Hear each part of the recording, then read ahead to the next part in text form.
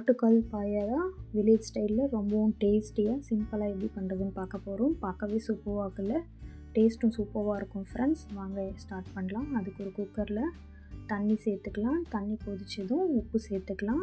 இப்போ காலை நல்லா வாஷ் பண்ணி அதில் சேர்த்து ஒரு 15 விசில் விட்டு நல்லா குக் பண்ணிக்கலாம். உங்களுக்கு எந்த அளவுக்கு குக் ஆகணுமோ அந்தளவுக்கு குக் பண்ணிக்கோங்க. இப்போது அது குக் ஆகட்டும். அதுக்குள்ளே நம்ம மசாலாவை அரைச்சிக்கலாம். அதுக்கு மிக்சர் ஜாரில் ஆனியனை சாப் பண்ணி சேர்த்துக்கலாம். அது கூடவே தக்காளியும் ஃபைனாக சாப் பண்ணி சேர்த்துக்கலாம். இப்போது மஞ்சள் தூள், காரத்துக்கு மிளகாய் தூள் ஆட் பண்ணிக்கலாம். எந்த மிளகாய் தூள் வேணாலும் சேர்த்துக்கலாம். உங்களுக்கு எந்த அளவுக்கு வேணுமோ காரம் அந்த அளவுக்கு நீங்கள் ஆட் பண்ணிக்கோங்க. இப்போது உப்பு சேர்த்துக்கலாம்.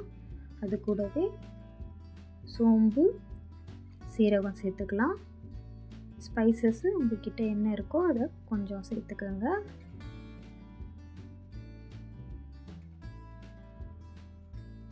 இப்போது இது எல்லாத்தையும் நல்லா ஸ்மூத் பேஸ்ட்டாக அரைச்சி எடுத்துக்கலாம். அந்த மாதிரி இது ஒரு சைடு இருக்கட்டும். இப்போது தேங்காய் பால் ரெடி பண்ணிக்கலாம். தேங்காவை மிக்சர் ஜாரில் ஆட் பண்ணி நல்லா ஃபைனாக சாப் பண்ணி சேர்த்துக்கோங்க. அது கூடவே கசகசா சேர்த்துக்கலாம். இப்போ இது எல்லாத்தையும் நல்லா தண்ணி விட்டு ஸ்மூத்தாக அரைச்சி அதில் இருக்கிற பாலை மட்டும் ஃபில்ட்ரு பண்ணி எடுத்துக்கலாம். அந்த மாதிரி இப்போது மட்டன் நல்லா வெந்துடுச்சு. இப்போது குக்கரில் ஆயில் சேர்த்துக்கலாம். ஆயில் காஞ்சதும் சோம்பு கொஞ்சமாக ஆட் பண்ணிக்கலாம்.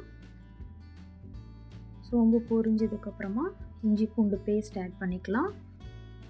இப்போது நம்ம ஆல்ரெடி அரைச்சி வச்சுருக்கிற பேஸ்ட்டை இது கூட ஆட் பண்ணிக்கலாம். ஆட் பண்ணிவிட்டு ஒரு 2 மினிட்ஸ் நல்லா வதக்கிக்கலாம். எண்ணெயிலே கொஞ்சம் வதங்கி வந்ததுக்கப்புறமா நம்ம குக் பண்ணி வச்சுருக்கிற மட்டன் காலை சேர்த்துக்கலாம். நம்ம குக் பண்ணும்போது தண்ணி இருக்குள்ள அதோடு சேர்த்து ஆட் பண்ணிக்கலாம். பாருங்கள், இந்த மாதிரி நல்லா குக் ஆகி வந்துடுச்சு. எனக்கு மட்டன் 15லேருந்து 20 விசில் விட்டால் தான் நல்லா குக் ஆகும். உங்களுக்கு எத்தனை விசில் விட்டால் குக் ஆகும் நீங்கள் கமெண்ட்டில் சொல்லுங்கள். இப்போது அது கூடவே நம்ம ரெடி பண்ணி வச்சுருக்கிற தேங்காய் பாலையும் சேர்த்துக்கலாம். உப்பு காரம் எல்லாம் செக் பண்ணிக்கோங்க. செக் பண்ணிவிட்டு வேணும்னா ஆட் பண்ணிக்கோங்க. இப்போ நல்லா கொதிக்க விட்டுடலாம். நல்லா ஒரு 5 மினிட்ஸ் கொதிக்கட்டும். கொதிச்சதுக்கப்புறமா கொத்தமல்லி கருவேப்பிலை சேர்த்து ஸ்டவ் ஆஃப் பண்ணால் டேஸ்டியான ஆட்டுக்கால் பாயா ரெடி.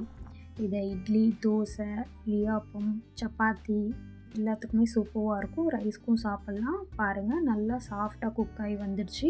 பார்க்கவே சூப்பராக இருக்குல்ல. நீங்களும் ட்ரை பண்ணுங்கள். டேஸ்ட் அட்டகாசமாக இருக்குது. ட்ரை பண்ணிவிட்டு எப்படி இருந்துச்சுன்னு கமெண்ட் பண்ணுங்கள். வீடியோக்கு லைக் பண்ணிவிட்டு இந்த மாதிரி ரெசிபிக்கு நம்மளோட சேனலை சப்ஸ்கிரைப் பண்ணி வச்சுக்கோங்க.